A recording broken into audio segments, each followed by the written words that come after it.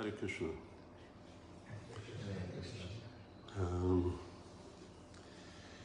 Happy Gaura-pūrṇimā to everybody.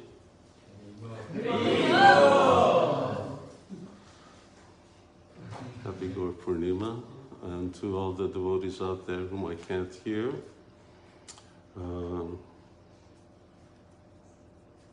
Consider yourself lucky that we only had a 9-minute technical problem delay. And before I start, just like to let you know that we have limited technical capabilities over here in Māyāpur. So this class is live only on Facebook, and it'll be available later on in YouTube and who knows what other medium. But right now this is the best we can do. I'm just going through my telephone over here. And well, I'm going to need a glass of water.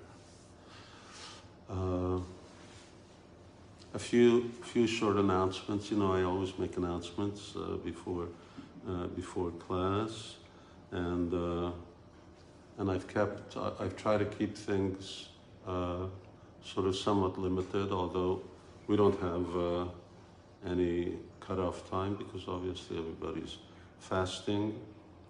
Devotees going westward are in a lot earlier time span than we are. Ukraine will be 9 o'clock or somewhere around there.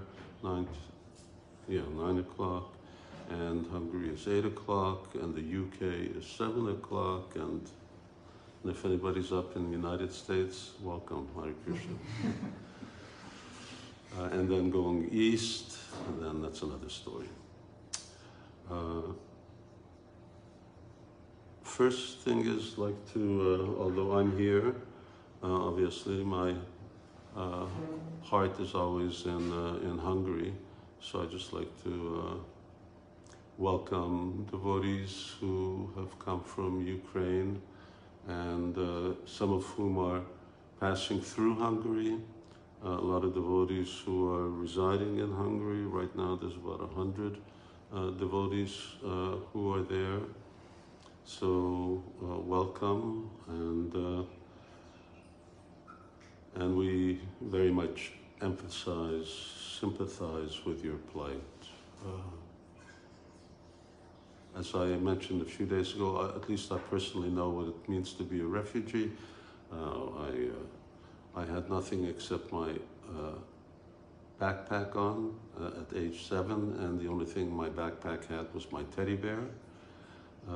And my parents had just the backpack, and that was all that we had when we left Hungary. But things worked out well. Especially because I came in contact with Krishna consciousness, and that really made the difference. So it's very difficult. There's this verse that Bhishma Dev says to Maharaj Yudhisthira. He says, Nayasya karachit rajan puman veda vichita. He says the plan of Krishna is very, very difficult to understand. Although great scholars examine exhaustively and meditate on it, still they're bewildered. They can't understand how is it possible, just like now, how is it that the sort of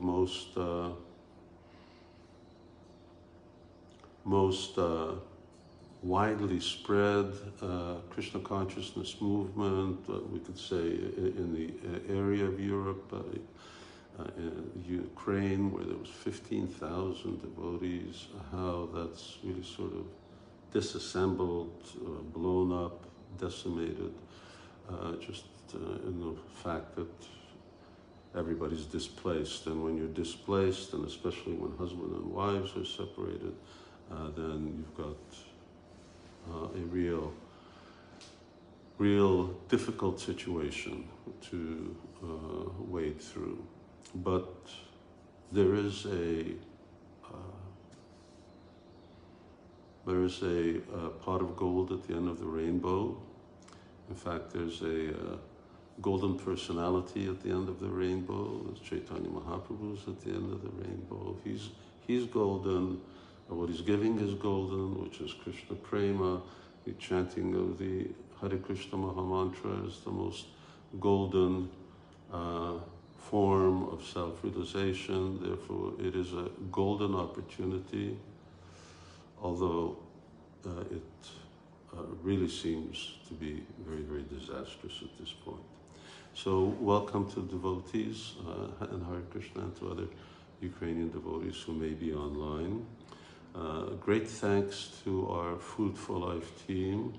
I mean, they've already been ODing with going through 2 years of COVID, and now they really had to expand their services and facilities in order to go out to the border. Where at a certain point we had 3 distribution centers, distribute to people who are coming, Ukrainians, refugees who are fleeing in Budapest.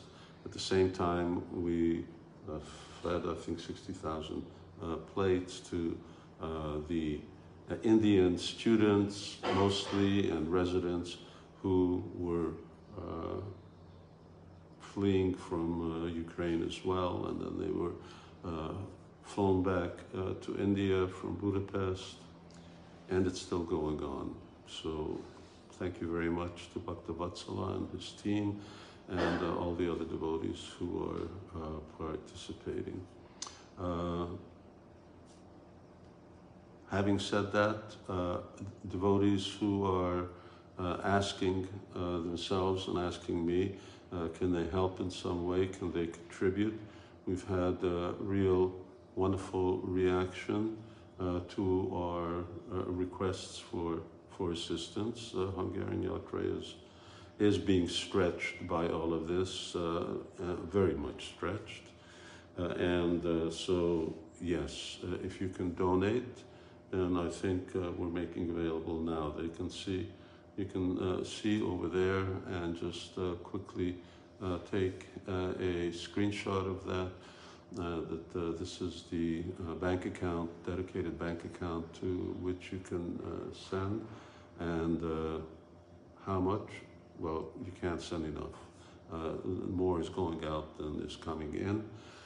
So we thank and rely on the generosity of devotees from all over the world who are doing this. So thank you very much, and it's a real program that necessarily we don't envisage has a immediate end. It is ongoing. So it's not a one-off thing, even when the strife ends, but that doesn't necessarily mean that the problems are resolved and they're just immediately solved. Okay, next point. Good news today, the new book called GSR, and I had to go back to my files just to remember what the name of the book is. It's called Gaudiya Stota Ratna. It's one of these small books that we've had, although it's thicker than the ones that Bilab Kusumanjali and my daily prayers book. It's in that same format, and these are books that are the meditations given to us by 2 great personalities, Vishwanath Chakravarti Thakur and Srila Rupa Goswami, on Chaitanya Mahaprabhu's Ashtakaliya Leela and on Radha Krishna's Ashtakaliya Leela. Okay, I got a message to talk slower, so I'll talk slower. The book is available. You can order it at srsbooks.com. and the cost will be 16 euros or whatever the equivalent is.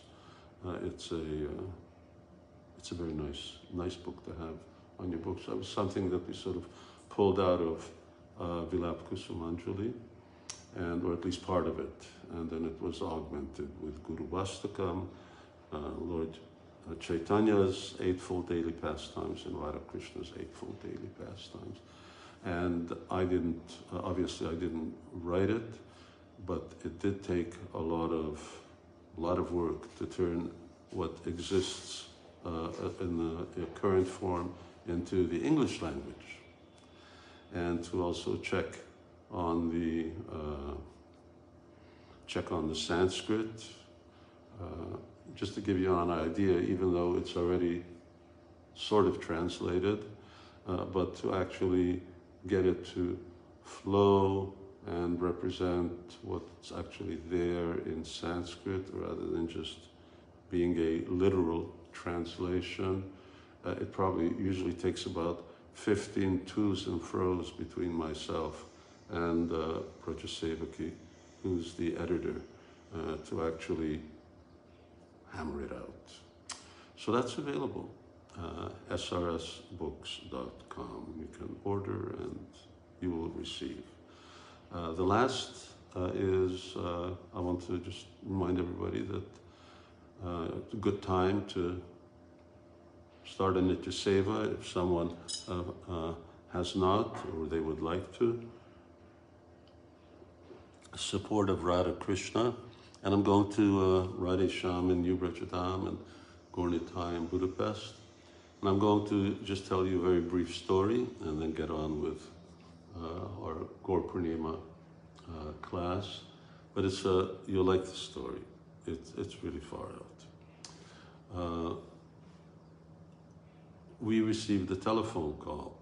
Mohan Das, our main person, who connects with our donors, he received a call that some Hungarian gentleman wanted to give donation and wanted to do a Nitya Seva. So the man told his story. He was a homeless person out on the street, had nowhere to live, nothing to eat. The only place that he got food was in Food for Life, our daily Food for Life program. And that's what really kept him alive.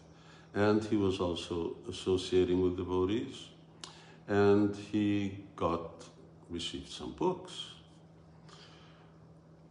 He then decided to somehow or other improve his fortunes, and he went to Paris. And in Paris he got a job as a sort of a handyman in the theater. As it so happens, there was a new play being put on, and it was about homeless people. So he got a role to play a homeless person. Obviously, he's pretty good at it since he was living it for quite some time. And as it happens, they liked his acting. So they took him on full time. And then he got, he's got his own flat, he's living comfortably, and but he didn't want to forget Krishna. And he considered that everything that he had, the fact that he was here, was due to Krishna, and so he wanted to donate. So he started off with a 3,000 euro donation, and that's pretty good from a homeless person. So he started off with 3,000 euros on his Nitya Seva, and he'll work on it. It's very inspiring. There's a lot of stories like that. This is one of them. Okay, I should have, I wasn't aware that we were actually able to put on, otherwise I would put this verse on, but for devotees who are not either in Budapest Temple or in New Brajadam, they have on their board Chaitanya Charitamrita Adi Leela, chapter 1, verse 5. So you can either look at it on your computer, bring out your Bhagavatam, and I would expect that some devotees know this verse. If they don't, they should. It's a very important verse, and this will be our shloka for the day. And I'm going to be approaching it from a certain angle. It talks about two reasons for Chaitanya Mahaprabhu's appearance: the internal and the external, or the confidential and the external. I will be speaking about the external reason, just because we don't have time to do the internal as well. Now that's the order in which Kaviraj Goswami describes this verse, so we should also follow that. So here it is. Anarpitam charim chirat karinava tirna kalo sama arpaitum anutojvala rasam svabhakti shriyam hari purata sundara juti kadamba sundi pita sadaridaye kandare spuratuva satchinandana. If we were on Zoom, I would ask everybody put their hands up who knows the verse. Who knows the verse here? Okay, we got 2 ladies and 2 gentlemen, it's even. We got about 10 devotees here in the room. That's only 40%. Very important verse. Here is the translation. Oh, I have my mouse over here. May the Supreme Lord, who is known as the son of Srimati Shachidevi, be transcendently situated in the innermost chambers of your heart.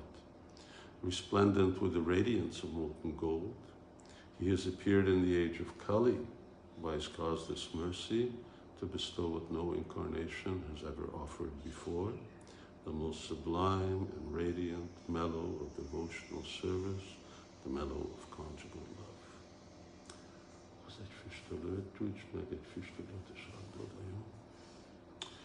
So, this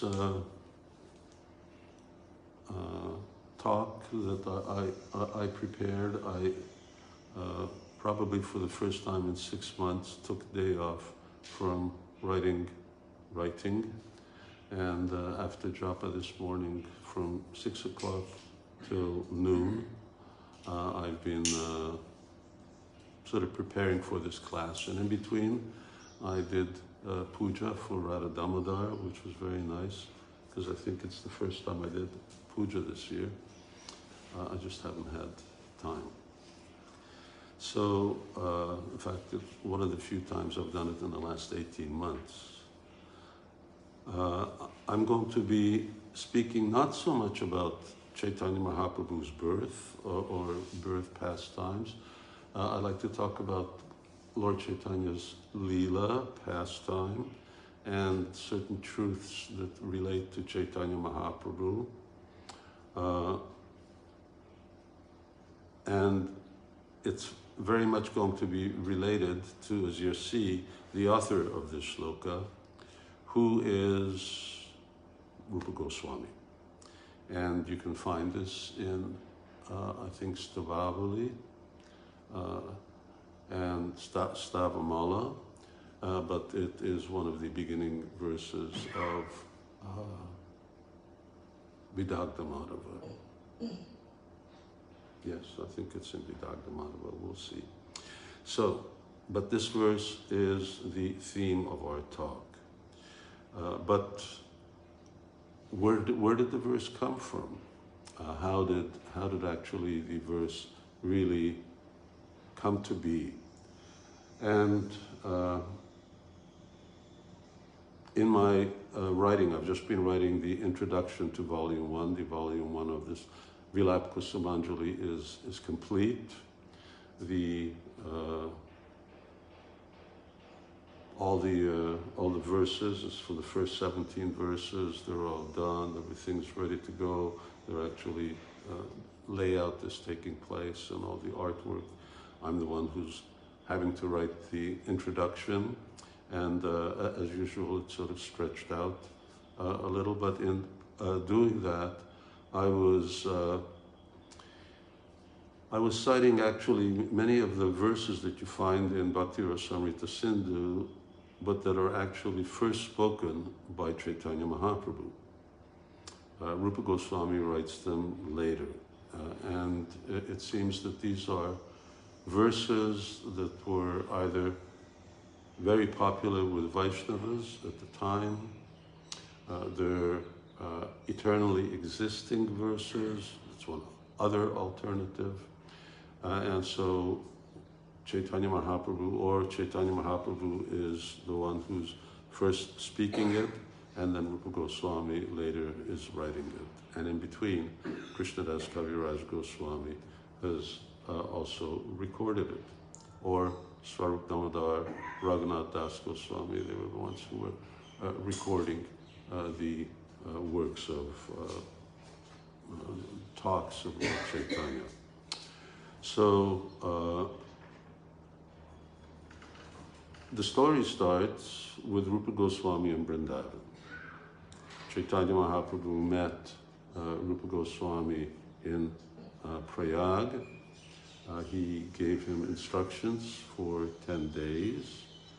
And after the end of that 10 days, then he told him, you go to Vrindavan, and he empowered him with his particular mission.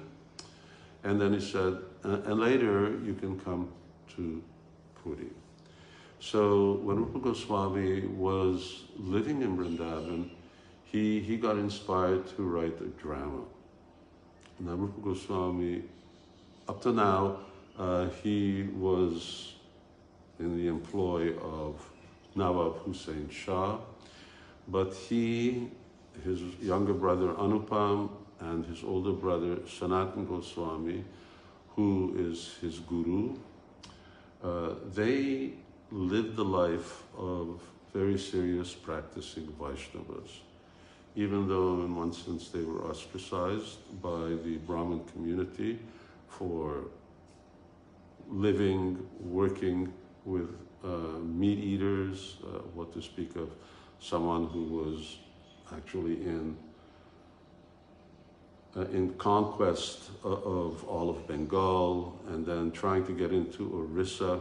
I'll just mention that a little later on, or I'll just mention it right now. I read one PhD thesis on Maharaj Prataparudra, and when you read it, it's a historical account. And it's very interesting because it shows how Maharaj Prataparudra was constantly in a battle.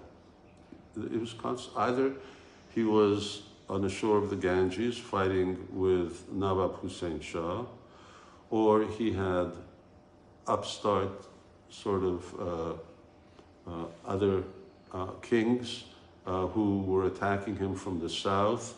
He only had one good ally to the west, of course, to the east is the ocean.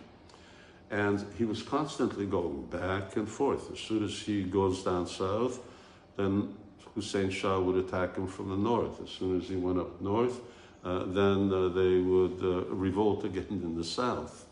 So I'm just saying this point because when you read Chaitanya Charitamrita, it just sounds like he has nothing else to do except, sweep the road in front of Jagannath, and that he's sort of begging for Chaitanya Mahaprabhu's mercy. There is no mention of the fact that there are wars constantly going on. And devotees are chanting Hare Krishna, they're in ecstasy, eating lots of prasadam, but there's no mention. Kaviraj Goswami doesn't get into it. Chaitanya Mahaprabhu is not really involved. So I found it sort of quite interesting and in one sense sort of somewhat relevant to our present situation. But Rupa Goswami was very versed in the science of drama. And drama itself in general is a science. I know when I was young, I really liked reading plays. I read Shakespeare's plays, Bernard Shaw, Tennessee Williams, Long Hot Summer. What was that other American?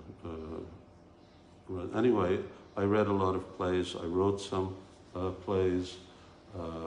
When my mother asked me what to do with all these boxes of stuff, I told her to throw them out. And so drama itself is a science. Vedic, or rather in Sanskrit, drama is really, really a very important and very detailed science. And Rupa Goswami was very expert in this, so you'll see this. He wanted to write a drama about Krishna, Krishna's pastimes in Vrindavan, and he started. He started off, let me get rid of this thing over here. He started to compose that in order to invoke auspiciousness, and Lord Chaitanya told him, all right, he could go to Puri. So he and Anupam, they were together. They headed off to Puri and they went on the side road. Meanwhile, Chaitanya Mahaprabhu had met with Sanatana Goswami, had instructed him for 2 months. Unbelievable. Lord Chaitanya had a really extraordinary affection for Sanatana Goswami, and you'll see how that comes up. And Sanatana Goswami came by the regular road. So one went on one way on one side of the Ganges, the other one went on the other side of the Ganges, so they never really met up.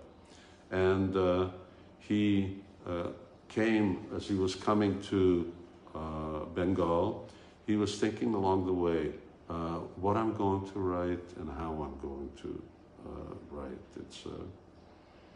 It's sort of part of writing books, getting a structure down. Unless you actually have the whole structure for what you're writing, you're like dead in the water. It becomes chaos to try to write something. And doing that structure is really a large part of writing. And getting there means you have to think. You need to be able to think it out and give it time to sort of think in and work. So as he was going along, he was making notes. Now remember, he didn't have a computer, he didn't have a mobile telephone, he didn't even have, well, may have had paper, but I think paper came later on. They got paper from Akbar. He was the one to actually have paper. But generally, in any case, they were writing on palm leaves, and that, they're traveling at the same time. They only have what they've got.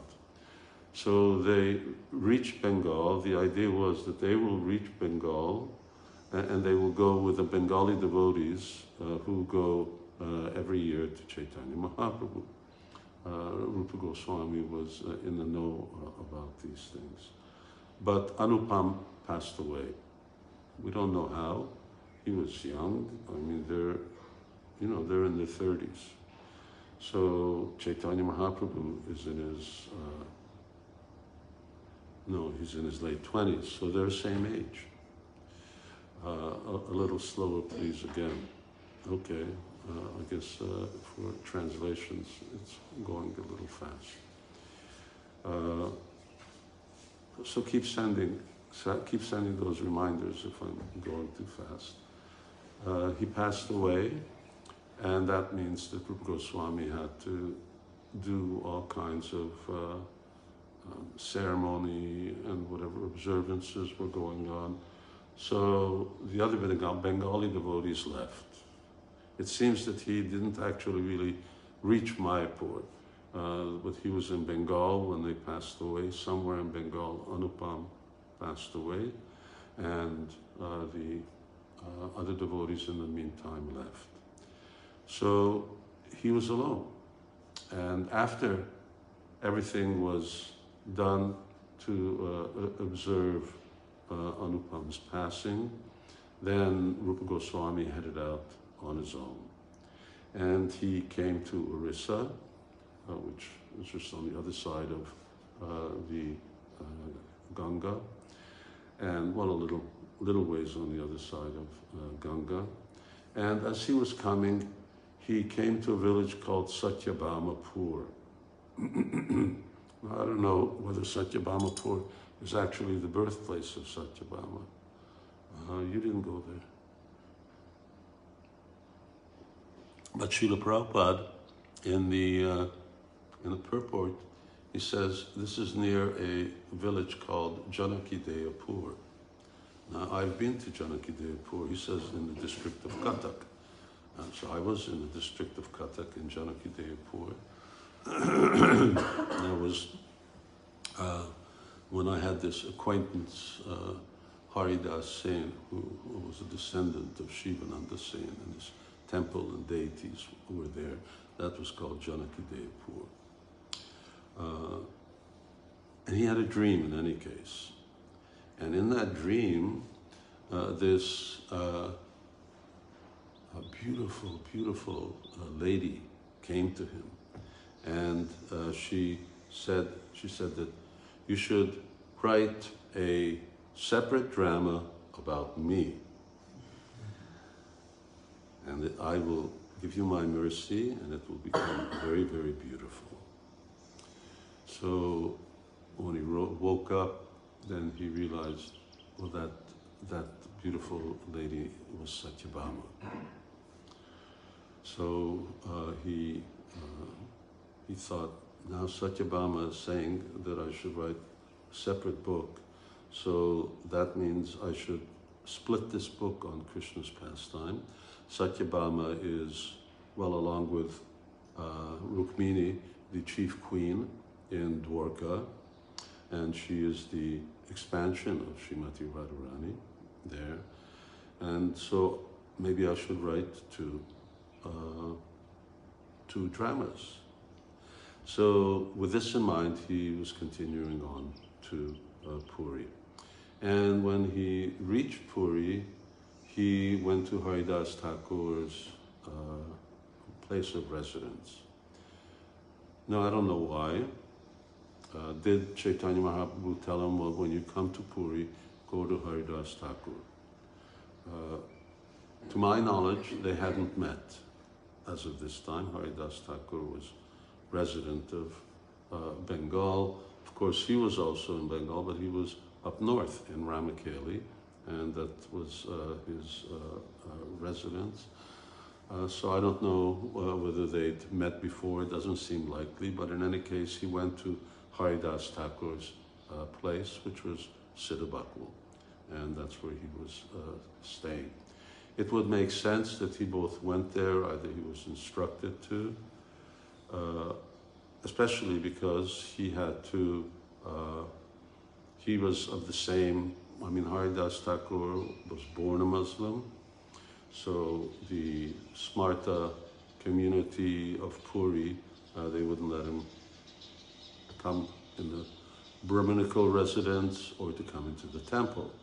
And Sanatana Goswami, Rupa Goswami, they were in the same category, although they were very high-class brahmanas, Saraswati brahmanas. But at the same time, because they'd taken up employment, the social methodology at that time was if you're associating with a Muslim, you lose your Brahminical caste. You're no longer a Brahmin. So you're an outcast. And so he, anyway, went to Haridas Thakur. And Haridas Thakur greeted him, and just as they were talking, Chaitanya Mahaprabhu arrived. So Rupa Goswami does dandavats, which means that Lord Chaitanya doesn't recognize who he is.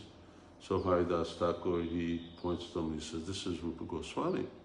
Rupa Goswami has come. So as soon as Chaitanya Mahaprabhu sees Rupa Goswami, he embraces him. Now, if you've read Chaitanya Charitamrita, and I assume readers have read Chaitanya Charitamrita, then Chaitanya Mahaprabhu is really, he always shows his love and affection for his devotees by embracing them. It's part of our Vaishnava tradition. The devotees show love for each other by embracing. And now this is, of course, a junior. Everyone's offering their obeisances to Lord Chaitanya, but still he offers him an embrace. Then they sit down and they talk. They talk for some time. Chaitanya Mahaprabhu has a lot of time for his devotees. You see that over and over again. And here, Rupa Goswami, Lord Chaitanya immediately starts asking, how was your trip? How did you go? Did you meet up with Sanatan? And he said, well, no.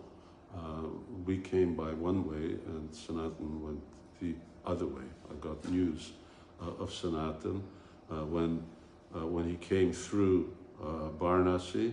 Then he got news that Sanatan was there and he was headed north. So we didn't meet up. Where's Anupam? No, he passed away. Oh, what happened to Anupam? And Lord Chaitanya very much appreciated Anupam as well as Murari Gupta for their real strong devotion to Lord Ramachandra. Like Murari Gupta, Anupam was someone who, even though Rup Sanatan was always encouraging him, you should worship Krishna, make Krishna your Ishtadev.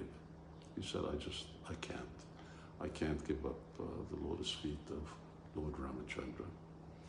So Chaitanya Mahaprabhu spoke with them, and then Kaviraj Goswami says he made arrangements for him. Lord Chaitanya always either personally makes arrangements or makes sure that arrangements are made for the prasadam and accommodation of his associates. So it seems like he told Haridas Thakur that he should stay with you. Just like when Sanatana Goswami comes, he also stays with Haridas Thakur. So Rupa Goswami stayed there and they stayed together, Rupa Goswami, Haridas Thakur. Then comes the next day. So on the following day, Chaitanya Mahaprabhu is bringing his associates, and he brings Advaitacharya, Lord Nityananda, and other devotees, and he introduces. So Lord Chaitanya doesn't just come in, he introduces, this is Rupa Goswami. So again, most of these people have never met Rupa Goswami. So, and Rupa Goswami offers obeisances, it says he offers obeisances to all of them. Now I don't know, it sounds like he did it individually to everyone there, and they also all embraced him. And Lord Chaitanya specifically turned to Advaitacharya and Lord Nityananda. He said, you should show special mercy to Rupa Goswami. You should empower him so that he can describe transcendental mellows. I mean, Lord Chaitanya already empowered them, but he's asking his associates to please empower Rupa Goswami. And so Rupa Goswami was now empowered, and all the Bengali devotees also came, at least I assume the most prominent ones. They also came. So Puri devotees, Bengali devotees, everyone's giving their blessings to Rupa Goswami. And this is going on a daily basis. Of course, every day Chaitanya Mahaprabhu would always come to visit Haridas Thakur. Because Haridas Thakur couldn't go to the temple, so Lord Chaitanya said, well, you just meditate on the Sudarshan Chakra and you offer obeisances to the Sudarshan Chakra, and that's as good as worshipping Lord Jagannath. And of course, Lord Chaitanya is Jagannath, so he came personally every day. Yogakshema Vahamiyaham, that the devotees never become bereft. Now, here is Haridas Thakur in Puri, and he can't see Jagannath. Everyone else is going to see Jagannath. Here Jagannath is coming to see him. And not only that, Lord Chaitanya is always bringing prasadam. Because whenever he goes to the temple, they give him different types of prasadam. They will give him garlands and flowers and tulsi garlands. They give Mahaprasadam that was offered to Jagannath. And Lord Chaitanya then would bring that to them as well. And that would be their lunch. So, and Chaitanya Mahaprabhu would put on garland, sandalwood pulp, he would put on. And then sometimes he would get other type of gifts, more valuable things that weren't really suitable for sannyasi. So he didn't keep that. And one day, after the Gundicha Marjana festival took place, Chaitanya Mahaprabhu, which, well, the next day is usually Rathyatra, but it seems like there's a, break in between, because Rathyatra comes after. Devotees had gone from Gundicha and they went to Aitota. Now, Aitota means a garden. Sometimes it refers to the place in between the temple and Gundicha temple, main temple and Gundicha temple, where Lord Chaitanya used to rest. But there's Tota Gopinath, and that garden over there is also called Aitota. So Tota Gopinath was the Gopinath of the garden. And devotees, in any case, devotees had came there, they had a picnic, they were chanting Hare Krishna, and Haridas Thakur and Rupa Goswami, they came, but they stayed at a distance. Again, they were sort of following their tradition of just not contravening the social etiquette, even though it was a mundane social etiquette that was dominant at the time. Now, certainly, Lord Chaitanya's devotees weren't thinking like that, but still, they were in the middle of Jagannath Puri, so they had to keep things under consideration.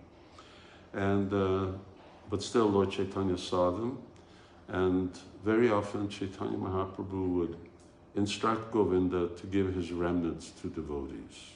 When Raghunath Das Goswami came, and for 5 days he was getting Lord Chaitanya's remnants. When Shivananda Sen came with his children, Lord Chaitanya said every day they should get my remnants. And Lord Chaitanya had lots of remnants because they would give him a lot, and he would just take some, and then the rest were his Maha Prasadam. There's the Mahaprasadam, Maha Prasadam.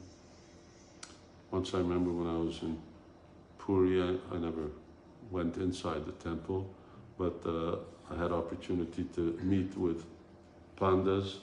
I had this very explosive argument with a panda because I was suggesting that, I had Gaura-pūrṇimā there with me at the time, that Gaura-pūrṇimā's remnants were Mahaprasadam and were equal to Jagannath's Mahaprasadam. And he said, you can't say something like that. He would, ultimately, the bottom line was, he didn't accept Lord Chaitanya as Krishna. They just thought that he was a great devotee. So, but he was getting Lord Chaitanya's prasadam. And even if you don't, Kaviraj Goswami says that there's prasadam, and then there's Mahaprasadam, which Jagannath considered Jagannath prasadam, but devotees' remnants are even more elevated than that. So the following day, Lord Chaitanya again came and visited them. And at that time, he brought prasadam as usual and so on, and just made this off-the-cuff comment to Rupa Goswami. He said, you shouldn't take Krishna out of Vrindavan. He quoted this verse, Vrindavanam pritijana padamekta gacchati. Actually, the actual verse is a little different at the end, but he quoted this verse, and which says that Krishna never leaves Vrindavan. And he left. He comes, then he goes about what Prabhupada calls his noontime duties, which would mean bathing in the ocean and whatever other bodily maintenance they were doing, and then they would take prasadam. So Rupa Goswami was really surprised that Chaitanya Mahaprabhu had read my mind, that he confirmed what Satyabhama had said, that actually I should make this into two. One is Krishna and Vrindavan, and the other one is Krishna and Dwarka, who is Dwarkadish, who is Vasudeva Krishna. So he thought, all right, now I really have to think about how to split these two pastimes and how to write them. And I'll have to have introductory verses on both and everything that goes into introducing drama. He said, I'll have to do one for each, so two different dramas. Then came Rathyatra. So Rupa Goswami saw Jagannath. Now this pastime is already described earlier on in Madhya Lila. I'm speaking from Anja Lila, chapter 3, and Madhya Lila, chapter 1 or 2, this is already described. So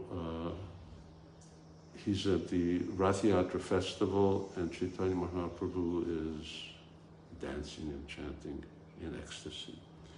And he hears this verse that Lord Chaitanya is always chanting it's a song. It's a love song. It's a, it's like a ballad that, just like nowadays we've got so many different songs. This was one of those songs. Of course, people were more cultured, but it was another one of these.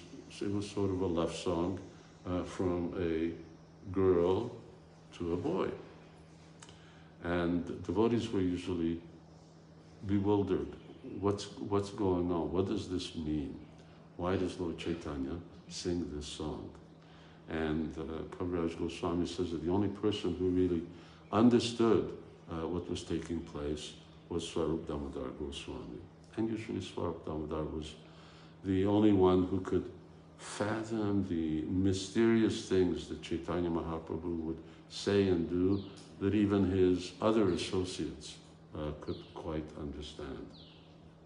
I knew this verse once, but I'll just read it again.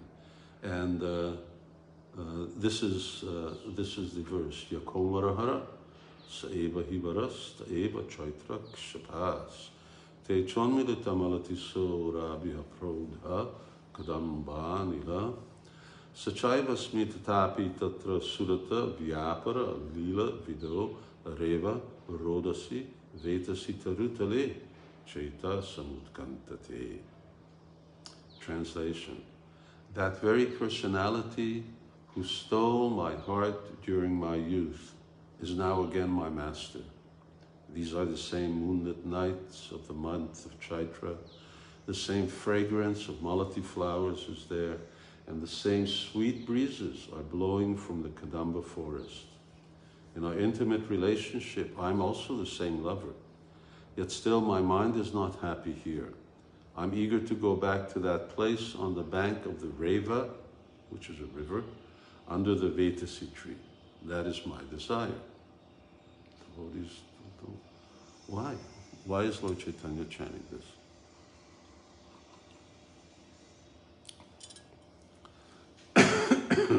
However, Rupa Goswami understood. He understood what was actually going on in Chaitanya Mahaprabhu's heart, and he wrote a complimentary verse, which I still know, and is a really wonderful verse. It expresses the mood of Rathyatra. It expresses the gopis meeting at Kurukshetra. Bhaktisiddhanta Saraswati Thakur said that if devotees want to do service to Srimati Radharani, they should go to Kurukshetra because that's where she needs the greatest support. And this is now, Rupa Goswami is writing this, and this is Srimati Radharani speaking. Now, where does this verse come from? I mean, Rupa Goswami wrote it, but is it just he? Obviously, it's Srimati Radharani speaking. Has it been spoken before? But anyway, he composed this verse. He went back at the end of the Rathyatra, when he went back to their hut, and on a palm leaf, which is evidence he still didn't have paper. So Kaviraj Goswami, on a palm leaf, he wrote this verse, and then he stuck that palm leaf, I don't know why, in the roof, in the thatched roof of the Haridas Thakur's hut. Why put it there? They were outside writing, and then they were about to go to the ocean to bathe and get ready. So he didn't want to go in and put it down. Priya Soham, this is how it starts. Priya Soham Krishna Sachari Krukshetra Militas Tataham Saradha Tadidarubayo Samgamam Sukam Tatapyantakkelam Maduramurali Panchamajushe Manome Kalindi Purina Vipinaya Sprihayati. Who knows it? Okay, no one here knows. My dear friend, this is Srimati Radharani talking to Lalita. Now I have met my very old and dear friend Krishna on this field of Kurukshetra. I'm the same Radharani, and now we are meeting together. It's very pleasant, but I would still like to go to the bank of the Jamuna, beneath the trees of the forest there. I wish to hear the vibration of his sweet flute, playing the fifth note within that forest of Vrindavan. When all the kings of India went to Kurukshetra for this eclipse, and they stayed there for some time. The Brijbasis also came. Kurukshetra is not very far away from Vrindavan. Delhi is like 120 kilometers, and then Kurukshetra is another 120 once you get through Delhi and Noida. I remember going with Govinda Maharaj. At that time, Noida was a village. I mean, really just a village. And in Kurukshetra, Krishna was there, camped. The Brijbasis all went, and that means the gopis also all went. And on a daily basis, every evening, Krishna would meet on top of this hill with Srimati Radharani and the gopis, obviously in secret, because that was the only way that he could have the natural personal relationship with them. And Srimati Radharani here is saying that it's very nice, but this isn't really where I want to be meeting Krishna. Here he is, dressed as a king, there's so many soldiers. Even when he comes, he has to tell the bodyguards to stay at the bottom of the hill, and the whole place is just, swarming with opulence. Where's Vrindavan? Where's the river Jamuna? So, where's the flute? Krishna now doesn't have a flute. He's coming with weapons and so on. And where's his peacock feather? So this is the very expression which then they want to bring Krishna, and that's what Rathyatra is about, bringing Krishna to Vrindavan, pulling the cart. It's sort of figurative because there's not really any specific time when that takes place. Krishna stays 2 months in Kurukshetra. He stays extra time. And then he tells the Brijbasis, okay, you go, and I'm coming. So he goes, first he kills Salva, and he goes to Mathura, and he kills Dantavakra, and then he comes back to meet them, and he stays in Vrindavan for 2 months before going to a lot of places. Goes back to Godhead, goes to Dwarka, goes back to Vrindavan. three different places, invisible in Vrindavan. So when Lord Chaitanya comes, they're not there, but he sees this letter, and when he sees the letter, he sees this note, this verse, beautiful verse, and when he reads it, he's just in ecstasy. And just at that time, Rupa Goswami comes back, Haridas Thakur comes back, and they offer dandavats. Chaitanya Mahaprabhu, he grabs Haridas Thakur. He says, how did you? He's in a very friendly way, sort of like shaking him. He says, how did you know my heart? How did you know the contents of my heart? And then he slaps him in a friendly way, taps him on the cheek like that. He says, how did you know what I was thinking and why I'm saying that verse in Rathyatra? And then he shows it just because wherever he goes, Swarup Damodar Goswami is there, and possibly Raghunath Das Goswami. So he gives it to Swarup Damodar, and he says, look at this verse. He says, how did he know my heart? And Swarup Damodar says, well, the only way someone can know the really confidential recesses of your heart is by your mercy. So Bhagavatam, in Lord Brahma said, Prasada Leshana Anugrihitahi Vahi Janati Tattvam. So how can anyone know Krishna when Sarvabhauma Bhattacharya and his brother-in-law, Sarvabhauma Bhattacharya's sister, was married to Gopinathacharya, who was Lord Chaitanya's schoolmate, classmate, and who knew Chaitanya Mahaprabhu was Supreme Personality of Godhead. But Sarvabhauma in the beginning wouldn't accept that. He says, well, how do you know? He says, because I've got Krishna's mercy. I know I have Chaitanya Mahaprabhu's mercy, that's how I know he is who he is. Otherwise, without getting that mercy, it's not possible. And they argue, and the conclusion is, Gopinath says, well, yes. And only when Chaitanya Mahaprabhu gives you his mercy will you recognize who he is. And of course that happens when Sarvabhauma Bhattacharya tries to explain Vedanta Sutra to Chaitanya Mahaprabhu.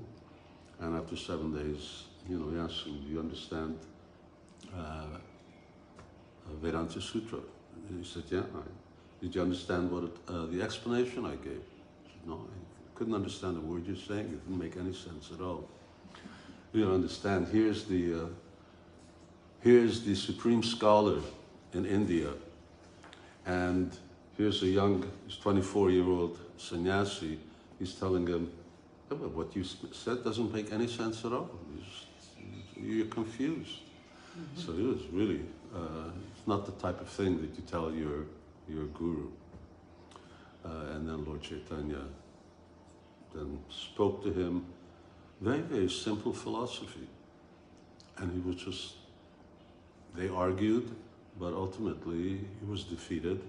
And then he revealed his Sadbhuj form. And in that way, he saw that, yes, he is actually Krishna. And finally then, he became completely transformed. So, Swarup Damodar Goswami says, you must have given him your mercy. And Lord Chaitanya said, yes. When we met at Prayag, then I gave him my transcendental potency. I empowered him. And I instructed him in the science of mellows, and I empowered him to understand it. So it's very interesting that one thing is to get the instruction, and the other is to be empowered to understand it all. It's the same thing. Sanatana Goswami, after Lord Chaitanya's instructions, then he said, please put your foot on my head and empower me to be able to fully understand everything that you said. Lord Chaitanya wouldn't put his foot on Sanatana Goswami's head. put his foot on Rupa Goswami's head, well, Sanatana Goswami's head, but he touched his head and he empowered him. He said, may everything that you've heard be manifest within your heart. So both things need to be there. There has to be that jnana, and there has to be that big jnana, and for that big jnana really to become realized, then you need the mercy of the Lord. You just need a drop, but at least you need the mercy of Chaitanya Mahaprabhu. So Swarup Damodar Goswami understood, and he said, yes, I could tell. You judge a thing by its result. I could see by the composition that he had that this is only possible as if you've given him your mercy. Unfortunately, I wanted to put that verse in that he says to judge a thing by its result. There's a nice Sanskrit saying, Prabhupada said it a lot. Okay, so devotees were there for 4 months, and then after Kartik, they left. They stayed for Rathyatra, and then they stayed all the way through till Kartik, and then Chaitanya Mahaprabhu sent them back. And practically every year, bar 2, that Lord Chaitanya was in Puri, and Lord Chaitanya, now I forget how many years he was in Puri, 18 years or 20 years, then they were coming. Otherwise, Lord Chaitanya said that he was going to go, and then he went, but then turned back at a certain point. And then the other one was when he went to Bengal on his way to actually deliver Rupa and Sanatana Goswamis. So all the devotees went, but Rupa Goswami stayed. And he continued writing his book. You know, when they were in Mathura, they would go to the library. Mathura had a very large library of Shastra where they could actually have references. And then what we now call Radha Damodar Temple, actually it was first a library. And Jiva Goswami first established it as a library. That's what he got the land and facilities to build a library over there at Radha Damodar. Yes, Banjari Samami Palina Parichiyate, I know, but there's the whole verse that goes along with it. And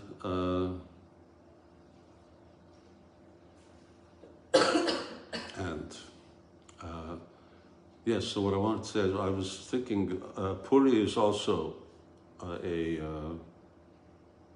was a center of learning. Was Rupa Goswami going there to get references, or was he just sort of sitting there all by himself and writing these extraordinary books without reference? I don't know. But he was there writing. And so one day Chaitanya Mahaprabhu appeared. I mean, he was coming every day. But he appeared and he saw him writing. And when he saw Rupa Goswami's handwriting, then who was it that sent me? Was it Indrajumna Maharaj? Someone sent me Rupa Goswami's handwriting. It was Indrajumna Maharaj. And that was on palm leaf also, still. And I mean, it was really beautiful. And Chaitanya Mahaprabhu really appreciated his handwriting, that he had such beautiful handwriting. I don't know, nowadays do they teach handwriting in school? They do. Yes. And nice handwriting? No. Not in the US. Mostly everybody's on computer. But yeah, they were, when I was going to school, they were very particular. And even school was one thing, but at home with my parents, especially my grandparents, you know, for them, writing was, that's you. What your handwriting looks like, that's what you're like. So you have to be very, very nice. I mean, now my handwriting is a mess. You know, Shivaram Swami, that's what, as far as my handwriting goes, is signing books. But even if I have to write, it's very, very clumsy. I do sort of a semi-print. I find that easier. But beautiful handwriting, and Chaitanya Mahaprabhu appreciated that very much. He said, it's like a roll of pearls. And then Lord Chaitanya said, well, let me see what you're writing. And Rupa Goswami is very shy. There's this constant thing, Lord Chaitanya asks for something, he says, no, I shouldn't give you. And Lord Chaitanya says, give it. No, yes, no, yes, no. So finally he has to. And he shows him this verse. And I would expect that everybody knows this verse. It's what Lord Chaitanya and his associates will later say it's the most beautiful verse glorifying the holy name. So our business is the holy name. So here's the most beautiful verse glorifying the holy name. Tunde tandavane ritim vitanudi tundavali labdaye karna kroda kadambani gatayate karnarbudev yaspiham chaita prangana sangani vijayate sarvendriyanam kritim no jane janita kriyabdir amrite krishneti varnam dvayi. Tunde tandavani ratim vitanati tundavali labdaye. One thing is what it looked like when Rupa Goswami wrote, but it just sounds so beautiful. Karna kroda kadambani gatayate. I do not know how much nectar the two syllables Krishna have produced. When the holy name of Krishna is chanted, it appears to dance within the mouth. We then desire many, many mouths. When that name enters the holes of the ears, we desire many millions of ears. And when the holy name dances in the courtyard of the heart, it conquers the activities of the mind, and therefore all the senses become inert. That's what's supposed to happen when we're chanting Hare Krishna. Very, very beautiful. When Haridas Thakur heard it, I guess he hadn't seen it up to now, he started to dance. And while he was dancing, he was explaining the verse. Kaviraj Goswami says that of all the Shastras, this is the most wonderful and beautiful verse that all devotees should know. And Chaitanya Mahaprabhu was so happy. This is why he appeared to distribute the holy name. He embraced Haridas Thakur, and then he left. Next day, we're going just day after day. Then the next day, Chaitanya Mahaprabhu comes. Well, now he's bringing some special devotees. He's spoken about Raghunath Das Goswami to other devotees. So he brings Sarvabhauma Bhattacharya, Ramananda Roy, and Swarup Damodar Goswami. It seems like just the three of them are there. And as he's going, he's praising Rupa Goswami. Rupa Goswami is such a great poet. He's such an accomplished dramatist. He's writing these beautiful, beautiful verses that just enchant the mind. Lord Chaitanya is reciting these two verses.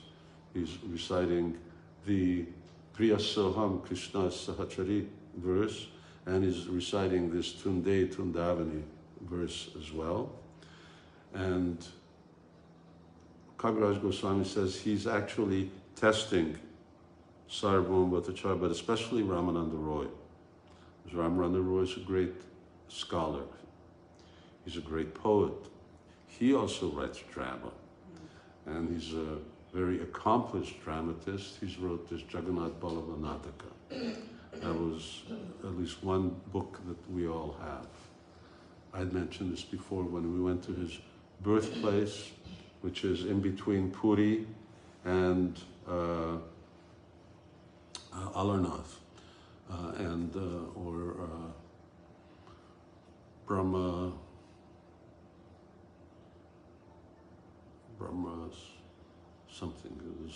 place of Lord Brahma. It's sort of halfway there, and there they have in a glass case, very similar to the glass case that Lord Chaitanya's paduka shoes and his water pot are there at the Gambhira. They have this manuscript, and I'd asked them, well, what is that? He says, oh, it's a play by it's the original. It's the play by Ramananda Roy. I don't know what play it is, but seems like it was something else. So Lord Chaitanya wants to test them. He wants to know, is Ramananda Roy going to be envious? So first he praises Raghunath Das Goswami so much, and then later on he has Ramananda Roy actually examine the expertise with which Rupa Goswami is writing. So there's not much, there's no Prabhupada doesn't give a purport on it, but it's very interesting. I mean, Ramananda Roy is not an ordinary person. You know, he's like so many persons. He's Vishaka, he's Arjun, he's Arjuniya Gopi, he's the cowherd boy Arjun. So he's like so many personalities, however they manage to be in one body. So he's not like a conditioned soul who would be envious, but still Lord Chaitanya is testing him. Devotees, you know, have personalities, and yeah, maybe he has some certain sense of pride of his expertise. So they come, Haridas Thakur, Rupa Goswami offer dandavats to all these devotees who come, and they offer prayers to them as well. Interesting, not just offer their obeisances, but they offer prayers. And then Chaitanya Mahaprabhu and these associates, they sit on some kind of elevated place. I don't know what that elevated place is, but some kind of elevated place. And Haridas Thakur, Rupa Goswami, they refuse to sit up there. So that's when they refuse. When Lord Chaitanya wants to, no, come eat with us, then Haridas Thakur says, no, I'll just wait till you all finish, and then Govinda will give me some remnants. So they said, once it come sit on this platform, whatever that platform is. Maybe Haridas Thakur had something there because Lord Chaitanya was coming so often as an elevated place to sit, but they refused. They just sat at their feet. And so Lord Chaitanya said, I want you to recite the verse. So now it goes back and forth. Raghunath Das Goswami is shy. He says, no. He says, we won't do it. Lord Chaitanya says, yes, please do it. He says, I can't. In front of them, I can't do.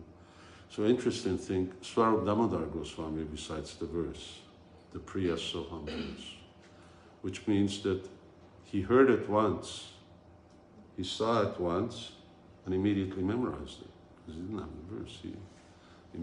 He memorized the verse.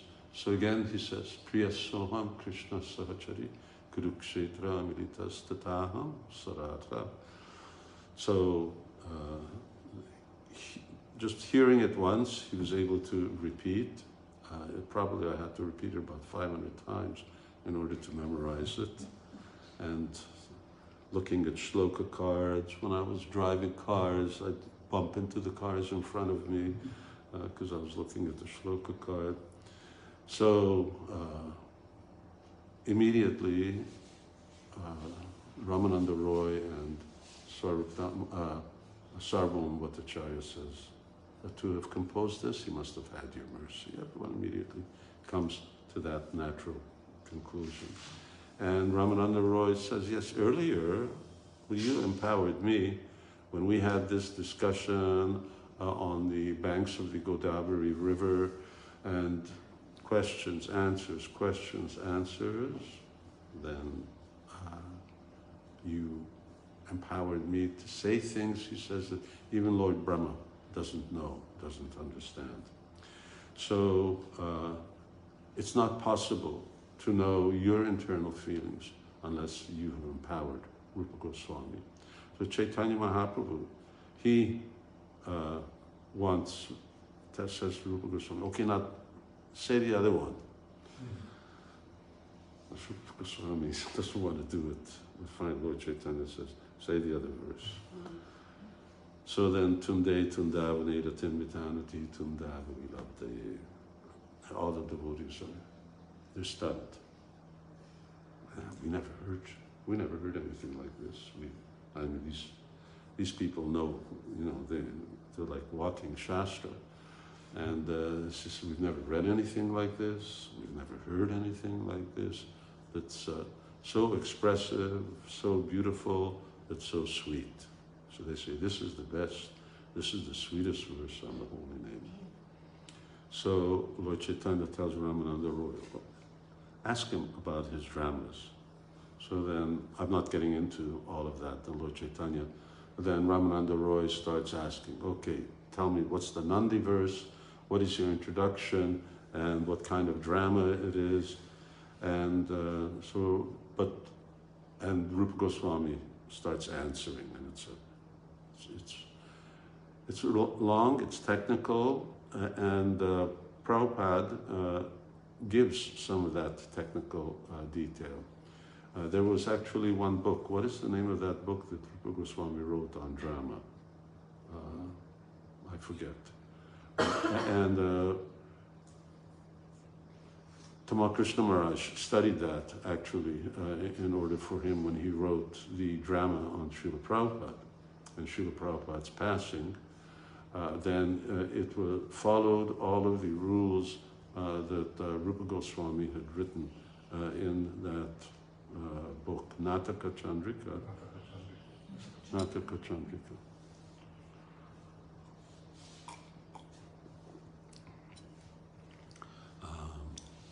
So he says, okay, and he tells him, yes, Chaitanya Mahaprabhu wanted me to write this 2 books, so that they, Vidagna Madhava and Lalita Madhava. So then Ramananda Roy says, all right, let's talk about Vidagna Madhava, because that's Vrindavan pastimes. So he says, what's the introductory verse? So again, he's shy, but the Lord Chaitanya persists. And so this is just a translation. May the pastimes of Sri Krishna reduce the miseries existing in the material world and nullify all wanted desires. The pastimes of the Supreme Personality of Godhead are like Sikarini, a blend of yogurt and sugar candy. They overpower the pride of even the nectar produced on the moon, for they distribute the sweet fragrance of the concentrated loving affairs of Srimati Radharani and the gopis. Everyone's really in bliss to hear that. Keeps asking other things. Then he says, all right. And part of the drama is, all right, now tell me, who's your worshipable deity? And again he says, I don't think I should say. He says, no, you should say. The Lord Chaitanya says, yeah, all the devotees want to hear, so say it. So now he says the verse. Anarpita charin chirat karinavatir na kalo sama arpaitam anutojvala rasa swabhakti shriya.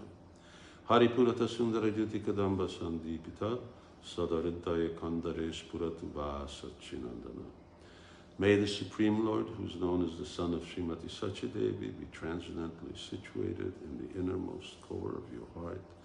Resplendent with the radiance of molten gold, he has descended in the age of Kali by his causeless mercy to bestow what no incarnation has ever offered before, the most elevated mellow of devotional service, the mellow of conjugal love.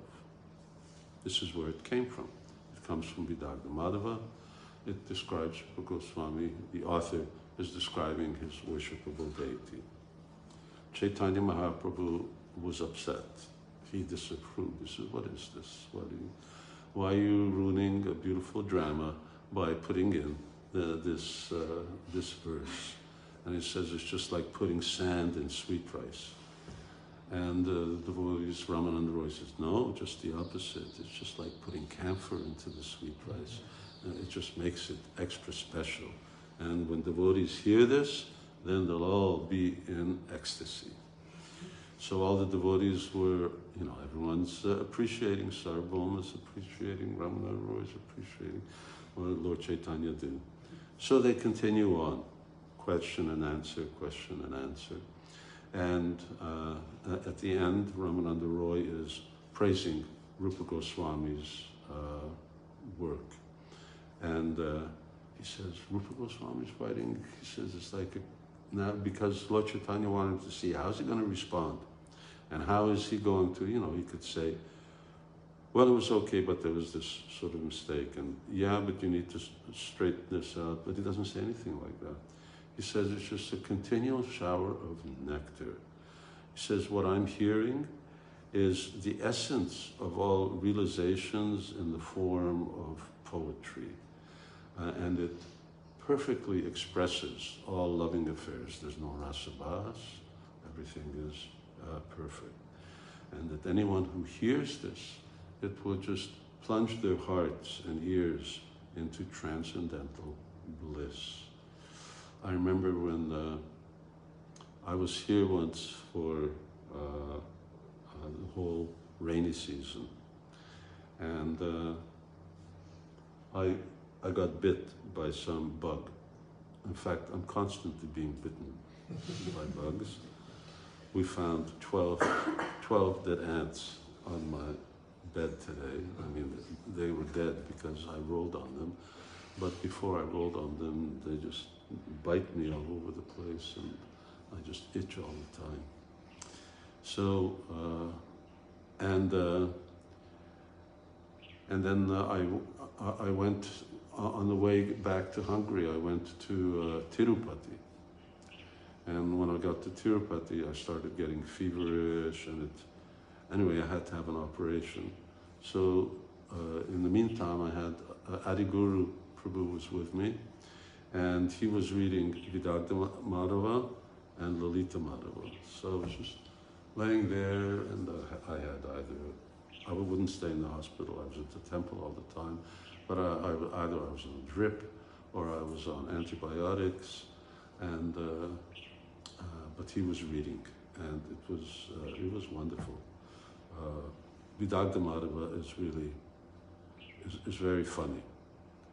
Lalita Madhava is very emotional, very dramatic. It's not. There's some funny part, but when Krishna is in New Vrindavan, and there's this deity of him in New Vrindavan, and Srimati Radharani's been dressing this deity and putting garland on the deity. So Krishna comes and sees the deities here, and he sees someone's been dressing him, and not dressing, putting garland and chandan and tulsi and decorating in other ways. Must have been someone who has really great love. So he takes the deity and he puts it down, and he stands up just like the deity. And then Srimati Radharani comes with there's one assistant there who's with her, Bakula, and so it comes, and Srimati Radharani starts doing what she was doing to the deity. And then Bakula says, oh, this deity is really lifelike. Look, he's starting to perspire. And it looks to me like he's starting to lean backwards when you're getting close to him. So, of course, then Krishna finally comes to life. And Radharani doesn't think it's Krishna. She thinks, oh, the deity came to life. So but otherwise it's a very, very intense Lalita Madhava. So he concludes, he says, without your mercy, such poetic expression would be impossible for an ordinary being. you must have given him the transcendental power. And then he quotes this verse. I don't know, if someone knows it, they get Mahaprasadam whenever we break fast. Kim kavyena kavastasya, kim kandena danusmata, parasya riddaye lagnam, nagurnayati yachchira. Now I know Adi Guru knows the translation. What is the use of a bowman's arrow or a poet's poetry if they penetrate the heart but do not cause the head to spin? So that's poetry. It has to not only penetrate the heart, but it has to make the head spin. So, I don't know, anyone who knows the Sanskrit, let us know. I don't know it, but Kim kavyena kavistasya, Kim kandena danusmata, parasya hridayam lagna nagurnayati yachchira. What is the use of a bowman's arrow or a poet's poetry if they penetrate the heart, but do not cause the head to spin?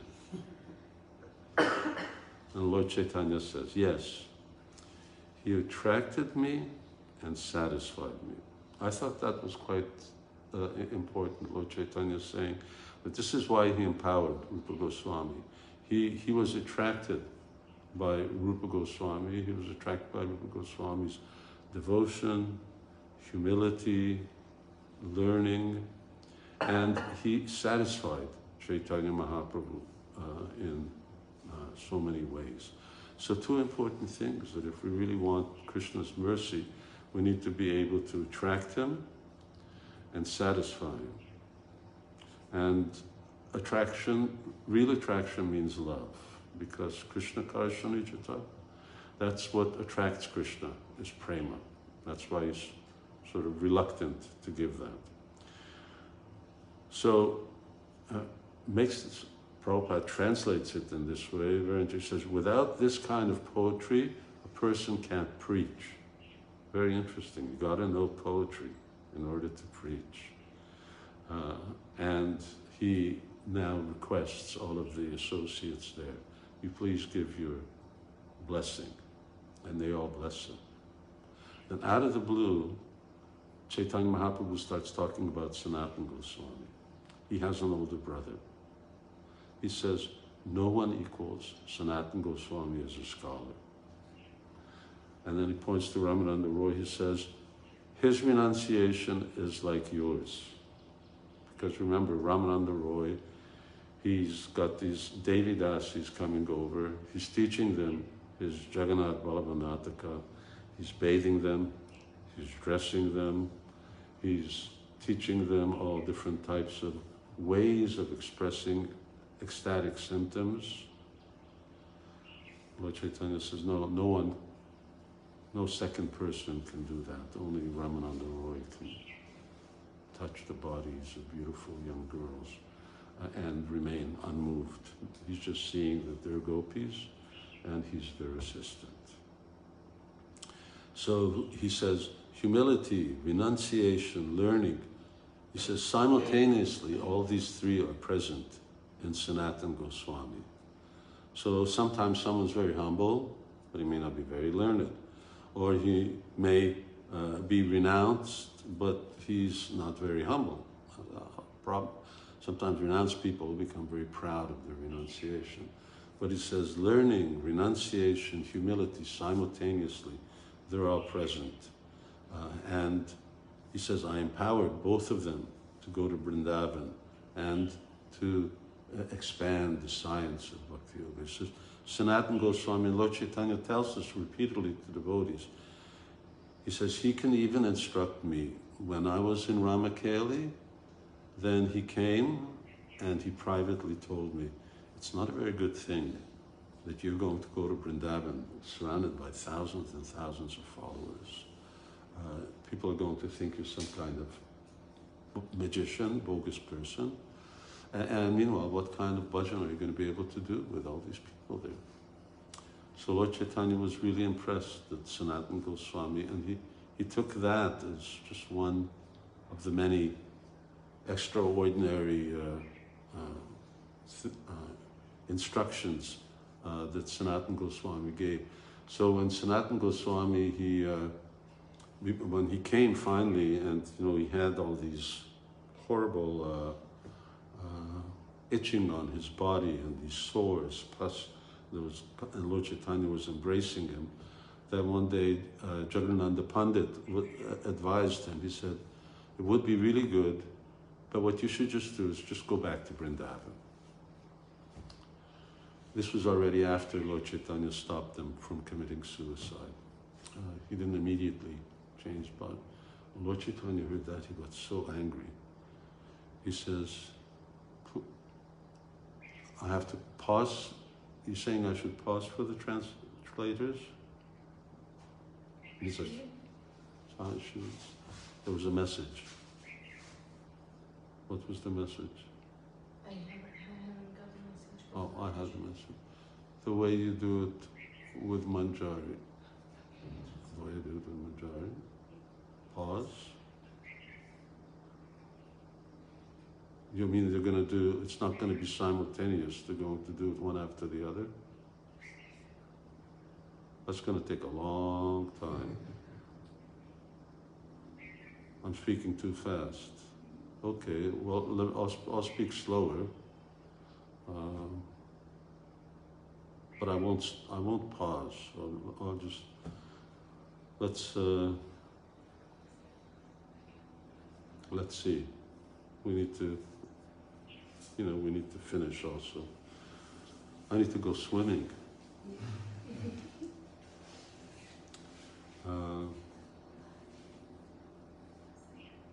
Okay, that's for the swimming.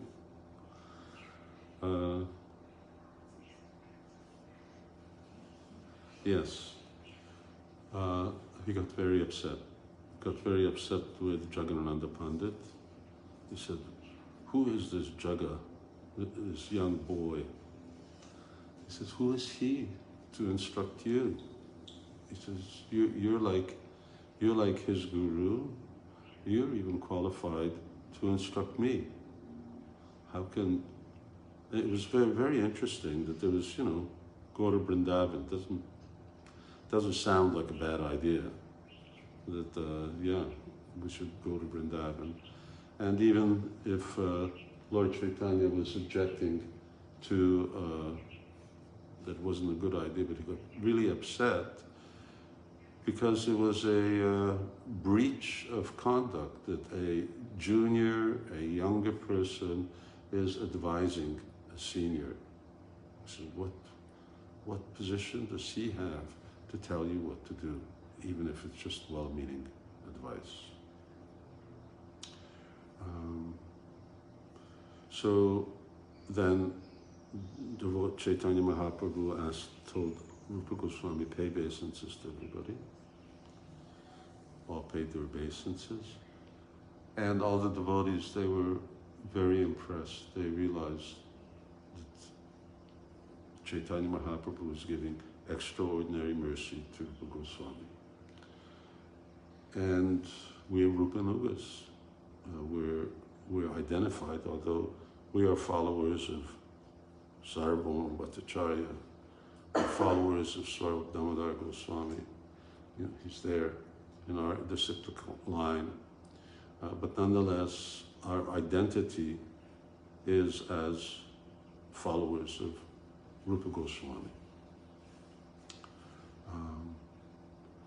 So they left, and Haridas embraced Rupa Goswami and spoke of how fortunate a person you actually are.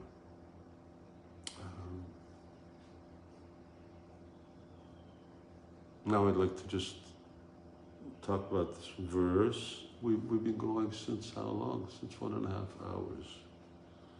Okay. We'll finish in a half hour. There are, at Chaitanya Charitamrita, 14 seed verses. Vande Guru Nisha Bhakta. It starts with the 6 verses, Chaitanya Mahaprabhu, 5 verses, Lord Nityananda, 2 verses Advaitacharya, and then Panchatattva-atmakam Krishna. Then Panchatattva. So that's the 14 seed verses upon which then Kaviraj Goswami expands explicitly in the Adi Lila, and then it becomes implicit, it goes further on in the rest of Madhya and Antya Lila. So in chapter 3, he elaborates on this verse. Anarpitam charinchirat karinavatirna kalo sama arpayitom manutojvala sasva bhakti sriyam haripurata sundar yuti kadamba sandipita saradaye kandaresh puratuva sachinandana. I'm just going to go through a few verses. So if you've got this in front of you, you can see it. This Anarpitam, now it says, may the Supreme Lord, who is known as the son of Srimati Sachadevi, be transcendently situated in the innermost chambers of your heart. Resplendent with the radiance of molten gold, he has appeared in the age of Kali by his causeless mercy to bestow what no incarnation has ever offered before, the most sublime and radiant mellow of devotional service, the mellow of conjugal love. So it starts off Anarpitam. So it goes Anarpitam charinchirat karanavatirna kalo, and then Sama arpayitum. So not bestowed, Anarpitam. And this arpayitum means again to bestow. So Lord Chaitanya here, it's described that he is giving Sama arpayitum, that which is anarpita, that hasn't been given for a long, long, long time. In other words, no one's giving this. The reference here, anyway, we'll get to that. It hasn't been bestowed. Charim. Charim and chirat. Chirat means for a long time. And charim, similar word, it hasn't been formally for a long time. This has not been given. Anarpitam charim chirat. So, what's not been given for a long time? It doesn't immediately say, but it says karunaya. He says, well, he came, avatirna. He came in this age, Kali Yuga. He came, he descended. Now, avatirna shouldn't be misunderstood to think that Lord Chaitanya is an avatar. Descended means that Chaitanya Mahaprabhu came from the spiritual world. In Goloka Vrindavan, there's Braj, Vrindavan, Mathura, Dwarka, and there's Navadvip, or Svetadvip, where Chaitanya Mahaprabhu is eternally resides. So when we say avatirna, it means that he has descended. He descended with his associates, he descended with his dham. That doesn't mean that it's still not there, it's also there, it's just manifest. We say, come down. It also sounds, in one sense, like there's an up and we're down here and it's up and down, as if there was some, although actually it's everywhere, just like we are now in Navadvip. So we are in that same spiritual abode, and it's not up or down, it's just that our consciousness is down and it is up. And that's the up and down, that the real issue is a matter of our consciousness as opposed to some kind of geography. But karuna, by his mercy, it's more than kripa, it's actually karuna. He's come here by his causeless mercy. Some arpaitum is giving what's not been given. It's like building sort of excitement in the whole verse. That it's not been given for a long time. What's not been given? What he came to give has not been given. What did he come to give? Anuto jvala rasa. He's come to give anuta, something that's very elevated. So it's not that it's up there. Anuto jvala. And what is that? Ujvala ras. It still really doesn't say, it just says the ras, which is the most Ujjvala, which is the most effulgent, Prabhupada translates it as conjugal mellow, but Ujjvala means effulgent, the most Ujjvala ras. He's come to give conjugal love. Swabhakti Shriyam. It is the treasure of his own soul. It's a treasure, Shriya. He's come to give some kind of extraordinary treasure, this Ujjvala ras. And Rupa Goswami, you know, he wrote Bhakti Rasamrita Sindhu, and that is our handbook. Oh, it's more than a handbook, it's more like an encyclopedia on devotional service. We're supposed to know it. I mean, a lot of it is really memorization stuff. It's just so detailed. And there's the postgraduate study of Bhakti Rasamrita Sindhu, which is called Ujjvala Nilamani. It says the blazing sapphire. So, and that's all about just this Ujjvala ras. It's all about the conjugal ras, and it's bigger than Bhakti Rasamrita Sindhu. And it's just about the conjugal mellow, and in the same way that he's analyzing Bhakti Rasamrita Sindhu, so it's the same way that he's analyzing this Ujjvala Nilamani. So Ujjvala ras, this great treasure. Who came? Hari, Krishna. Krishna has come. Krishna has come, but Purata Sundara, duty. But he's got this Purata Sundara, duty, Kadamba Sandipita, with this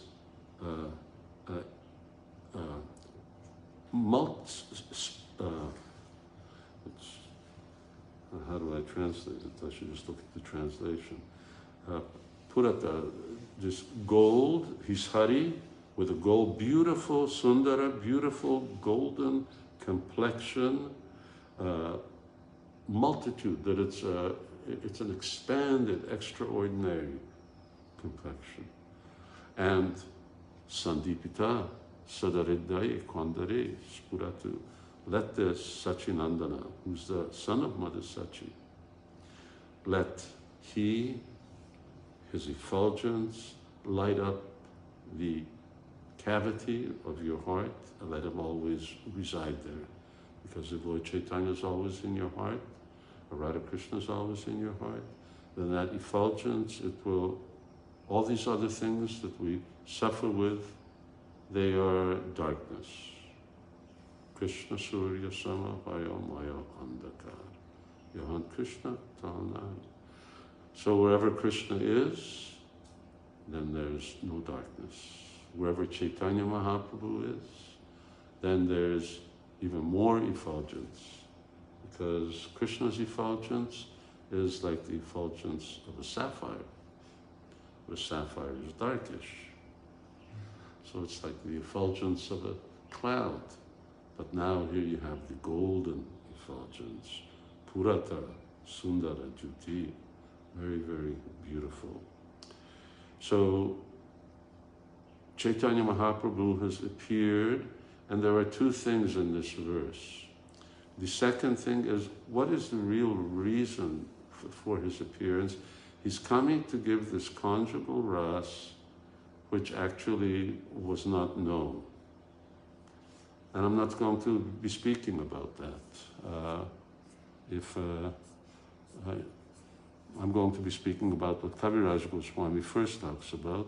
Otherwise, if we spoke about that, then actually I spoke on Radhastami when I gave that 8-hour class, long class. So that's the other reason Chaitanya Mahaprabhu came. But here, Kaviraj Goswami is describing Krishna's thinking when he's coming from the spiritual world, because when Krishna came 5,000 years ago, the enjoyment that he experiences in Goloka, then he comes here at the end of Dwapara Yuga, on the 28th Divya Yuga of every day of Brahma. I'm always perplexed. Why on the 28th? Why every time the 28th? Krishna is very regulated, and he sort of sticks to things. And I can understand eights. Krishna is very much attached to eights, and it's 28th day, every 28th day of Brahma, every 28th Divya Yuga of Brahma, at the end of Dwapara Yuga, he always keeps coming. And that's just at the cusp, just when there's the Sandhya to Kali Yuga.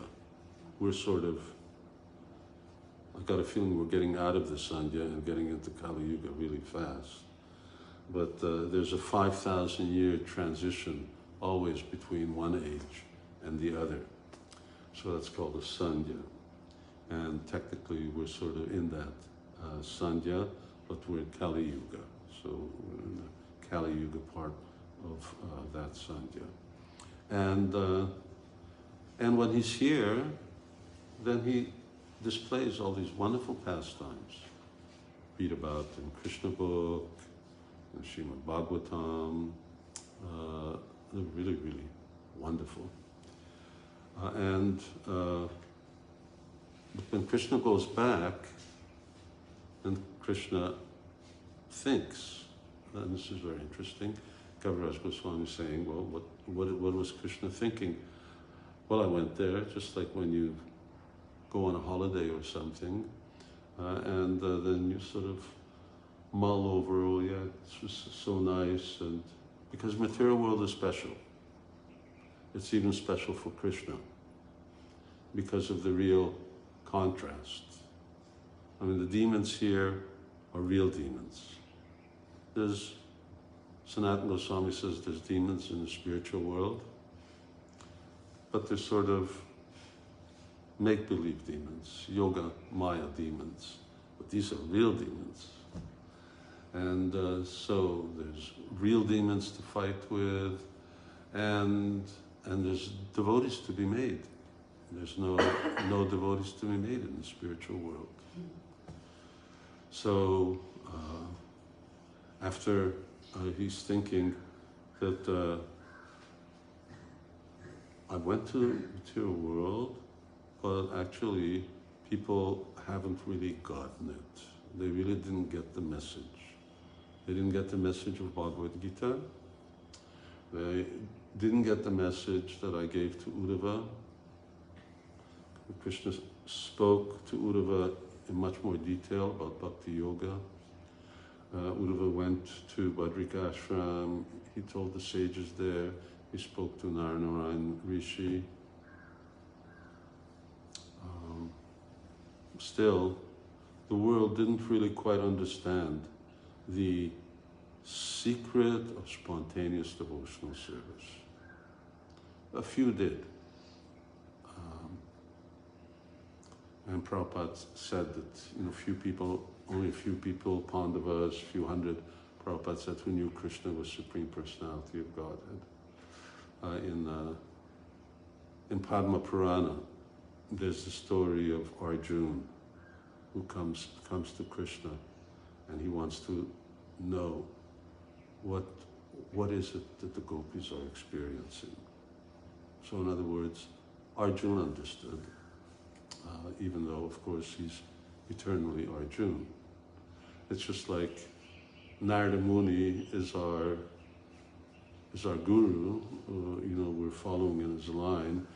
He's the acharya on bhakti. He knows everything about devotional service, and yet his identity is that eternally of a servant of Lord Narayan. So, and Krishna says, everyone in the world is worshipping me, or at least those who are worshipping me in Vaidhi Bhakti. But with Vaidhi Bhakti, you cannot attain Braj. That's sort of the whole theme of my introduction to this Vilap Kusumanjali is to actually understand that the whole purpose of the Vedas is, well, it's summarized by Raghunath Das Goswami in this book. That's what it's all about. And we talk about going back to Godhead, and 99% of devotees, when they say going back to Godhead, they're thinking about going to Goloka Vrindavan and going back to Krishna. But to go back to Krishna means that you have to have the love, the spontaneous love that the residents of Vrindavan have. And to get spontaneous love, you have to practice spontaneous devotion. A spontaneous love is not attained by regulated devotion. You start off by regulated devotion, but at some time, that regulated devotion has to transform into spontaneous devotion. Now, for the most part, Srila Prabhupada preferred that that happens at Bhava, because then it's very natural, and devotees don't become sahajas at that stage. Sahaja in the sense that someone wants to practice a level of devotional service that they're not qualified for. But because Raganuga Bhakti is part of sadhana bhakti, so it's understood that some devotees, some sadhakas, will naturally come to that stage, either by, well, mostly by association, at the stage of sadhana, usually ruchi or asakti. So Krishna is saying that you can't attain this brajabhav with Vaidhi Bhakti. And not only that, he says, actually, this Aishwarya Bhakti, it does not attract me. Because they're impressed by who I am, not by my personality. So there's the well-known verse that Vaidhi Bhakti actually takes someone to Vaikuntha. Now that's not the Vaidhi Bhakti that we're practicing, but because the Vaidhi Bhakti that we're practicing, from day one, we're talking about Radha Krishna and Chaitanya Mahaprabhu. So the Vaidhi that we practice should naturally transform into spontaneous devotion, and that's what will happen. But nonetheless, someone who stays just on the platform of Vaidhi Bhakti, and they're attached to that, and they want to go to Vaikuntha, well, that's where they're going to go. So therefore, Krishna says, well, people don't know this, and they're not practicing spontaneous devotional service. He says, I will come and I'll teach them. So this is what Lord Chaitanya is coming. There's a lot when he says Anutojvala Rasa, this most brilliant rasa, this Madhurya Rasa. But Madhurya Rasa is not something that you practice as a regulated devotee. Madhurya Rasa is only the subject of spontaneous devotion. And of course, spontaneous devotion, technically of all four mellows, servitude, friendship, parental, and conjugal. In our line, we usually find the devotees are either in conjugal or fraternal. They're not. The fraternal are the followers of Lord Nityananda, and Srila Prabhupada writes in Chaitanya Charitamrita that generally the followers of Chaitanya Mahaprabhu are in Madhurya Rasa. So Chaitanya Mahaprabhu's followers are generally in Madhurya Rasa. There may be an exception, but these are the two. And it's very interesting, Srila Prabhupada says that the intimate mood of the cowherd boys, in some senses, very much resembles the intimacy of the gopis. And that's why Krishna very, very much prefers those two moods. There's a different relationship. You have a different relationship with your mother. Krishna doesn't, if he steps out of line, And she grabs his ear and pulls his ear. Interesting thing, Prabhupada writes in Chaitanya Charitamrita that sometimes the gopis pull Krishna's ear. So it seems like do they do that in Russia? To children. Yeah. It was a standard thing. They pull your ear. Everything comes from the spiritual world. So Krishna says, all right, I will come. Simultaneously, I'll inaugurate the Yuga Dharma, Nam Sankirtan, but I will make the whole world dance with these four mellows. But the difference is, Chaitanya Mahaprabhu says, Sachinandan, he'll come. Krishna says, I will come as a devotee. And I'll teach by preaching. And then, sounds like Krishna is quoting Bhagavad Gita. Yad yadacharati shrestas, then Uchide urime loka nakurya karma chedaham sankarasya chakartasya upahaya ivam praja. If I don't set the example, then people will just become degraded. So there's about five verses, Krishna's quoting Bhagavad Gita. And then this is what it means, avatirna kalo, that in Kali Yuga he comes, and Chaitanya Mahaprabhu gives this love.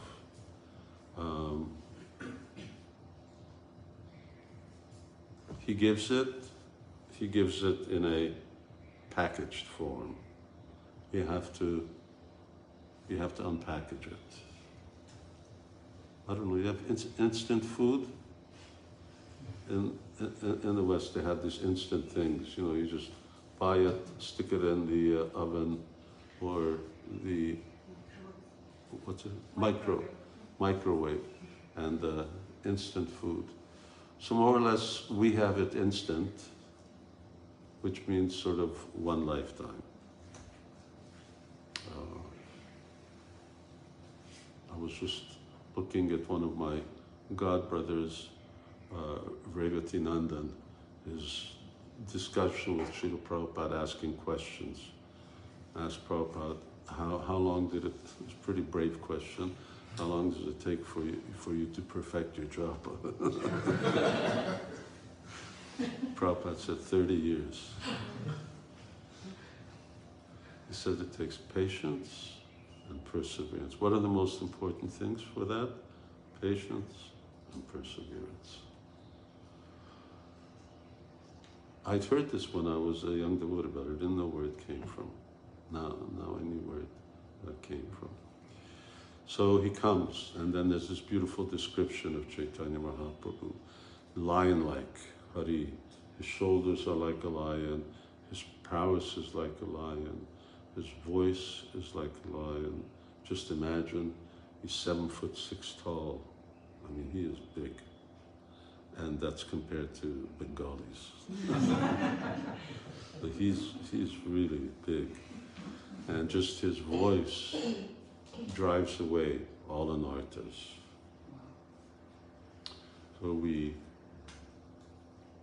Brahmins, Chaitanyaya Vidmahi Vishvambaraya Dhimahi Tanno Gaura. So first he's known as Vishvambar, because as Vishvambar, he is Vishvambar means maintainer of the universe, but he's not, Lord Chaitanya is not feeding, that's Vishnu who takes care of feeding everybody. But he's maintaining everyone with this prema. And then he was known later as Sri Krishna Chaitanya, because he's making everyone's consciousness full of Krishna by chanting Krishna's name, Krishna's glories. So he appeared. He appeared for what reason? Well, he appeared to spread the holy name. This is the external reason. That internal reason, that we're not going to read about. But if you want to read, have some nice reading today, Chaitanya Charitamrita, read Adalita Volume 4. It's one of my favorite parts. And Lord Chaitanya's appearance, he's conquering people with his beauty. People become devotees just seeing him. His complexion, his impressive stature, his beauty. This was a very sort of confusing thing to some devotees, that he's called Niryodga Parimandala, someone whose breadth and height is measured by 4 cubits. This is a cubit. Now, you know, if you measure my height, 1, 2, sort of like that, 4 cubits, you know, but width as well. So width means this, from here to here. And Lord Chaitanya's Ajanola Bhuttapajo Kanakaya Badato, his arms reach down past his knees. So that means they're very long. This is very big. And that's why he becomes very, very tall. Mandala. His arms are like that. His eyes are like lotus. His nose is like the sesame flower. That's actually from the front, not from the side. Face is like the moon. He's peaceful, self-controlled, devoted to the bhakti. Is very affectionate to devotees and very gentle, equiposed. So these are some of the, I'm just quoting. And then comes our end. He then quotes Chaitanya Mahaprabhu comes, and how do we know it's him? Because it's in the Bhagavatam. Krishna Varnam Tusa Krishnam Shango Pangashta Parshadam Yagyaya Sankirtana Prayer Yajanti Hi Sumedasa. In this age of Kali, intelligent persons perform congregational chanting to worship the incarnation of Godhead, who constantly sings the names of Krishna. Although his complexion is not blackish, he's Krishna himself. He's accompanied by his associates, servants, weapons, and confidential companions. Then there's an explanation to this verse. I won't delve into that. It's very long. And the explanation to this verse leads to another verse, as things tend to go to, which is also very long. But here, what is the cause? Why does he appear? And Kaviraj Goswami, there's an internal reason, or Chaitanya's own motive, Krishna's own motive, that he wants to taste the beauty of Radha, Krishna, Pranaya, Vikriti, Aladini, Shakti, Rasma. So this is a subsequent verse. So he wants to actually experience the love that Srimati Radharani has for him. But that's chapter 4. But externally, Advaitacharya, Mother Sachi, Jagannath Mishra, Madhavendra Puri, and the Lord Nityananda, all these personalities appeared before him. He made them appear. He made his superiors appear before him. And Advaitacharya sees the world, and he sees people are just in Maya.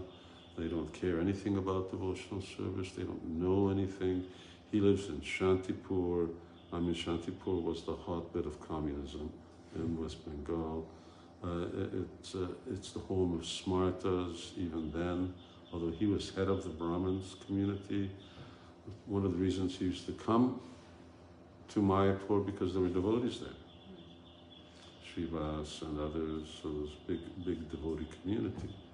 Although Māyāpur was also the center of learning, Navadvip was the center of learning, but it was also full of smartas. So he thought, I should worship Krishna. And if I worship Krishna, he'll appear. Pretty getting time to go. Pretty bold thing to do. So when he was thinking like this, then this verse came into Advaitacharya's mind. Tulsi dalamatrena jalasya chulukena ba vikrinete sumatmanam bhaktebhyo bhaktavatsala.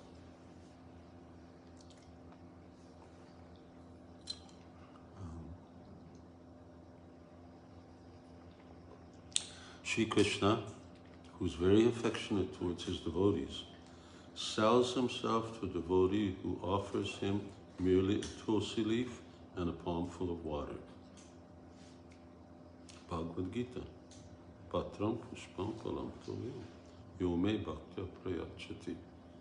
So bhakti means love. So he offered. Over here in Navadvip, we have where his house was, we have the actual Shila that he was worshipping and making offerings to, calling Krishna. That's the actual Shila that's there.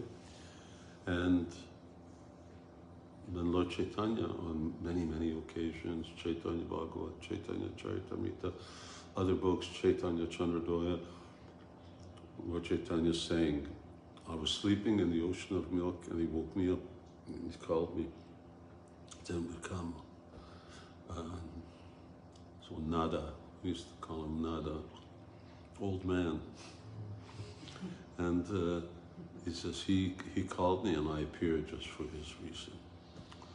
So Kaviraj Goswami finishes in the following way. He says, the essence of the meaning of this verse, Anarpitam Charim Chirat, is that Lord Krishna appears in all his innumerable eternal forms because of the desire of his pure devotees. Thus, I have surely determined the meaning of the fourth verse. Lord Gauranga appeared as an incarnation to preach unalloyed love of God. Praying at the lotus feet of Shri Rupa and Shri Raghunath, always desiring their mercy, I, Krishna Das, narrate Chaitanya Charitamrita following in their footsteps. So, I'm just going to close there, and I'm not going to go on any longer. Thank you for all those who are with us. And yeah, if you have time and aren't tied down by services, read chapter 4. It's really very wonderful. But we should know these things, know these wonderful gifts that Chaitanya Mahaprabhu came to give. When someone gives you a present, then you value it by appreciating it, by knowing its value and its contents. So we really need to know what it is that, what does it mean to chant Hare Krishna? What does it mean to go back to Godhead? These aren't like sort of slogans or so on that we can just sort of throw around. They're very, very serious things. And to understand what Chaitanya Mahaprabhu came to give, Srila Prabhupada wrote these 4 books. Nectar of Devotion, Bhagavatam, Chaitanya Charitamrita, and Bhagavad Gita. At least those books everyone has to read.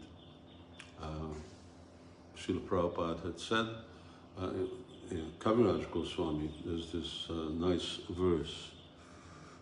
I wonder if I can find it. It's a really, yeah. Ye lila amrita vine kaya jadi anapane tabe bhaktera durbala jivana yara eka bindupane utpula tamumane hoshigaya karane nartana. Translation: men become strong and stout by eating sufficient grains, but the devotees who simply eat ordinary grains but does not taste transcendental pastimes of Lord Chaitanya Mahaprabhu and Krishna become weak and fall down from the transcendental position. However, if one drinks but a drop of the nectar of Krishna's pastimes, his body, mind begin to bloom, and he begins to laugh, sing, and dance. That's Kaviraj Goswami. Prabhupada's purports. All the devotees connected with the Krishna consciousness movement must read all the books that have been translated. Chaitanya Charitamrita, Srimad Bhagavatam, Bhagavad Gita, and others. Otherwise, after some time, they will simply eat, sleep, and fall down from their position. Thus, they will miss the opportunity to attain eternal, blissful life of transcendental pleasure. So, even though Lord Chaitanya has given us Krishna Prema, we still need to prepare it, unpack it, qualify ourselves for it. We may think that it's a hard job, but this is as easy as it gets. It doesn't get any easier than this. So, and here, both the author of Chaitanya Charitamrita and Srila Prabhupada say the same thing, that unless devotees eat the nectar of Chaitanya Lila, Krishna Lila, which means also Krishna Tattva, Gaura-pūrṇimā, then they'll just become spiritually weak and they'll miss the opportunity. We don't want to miss the opportunity. We can see what's going on in the world.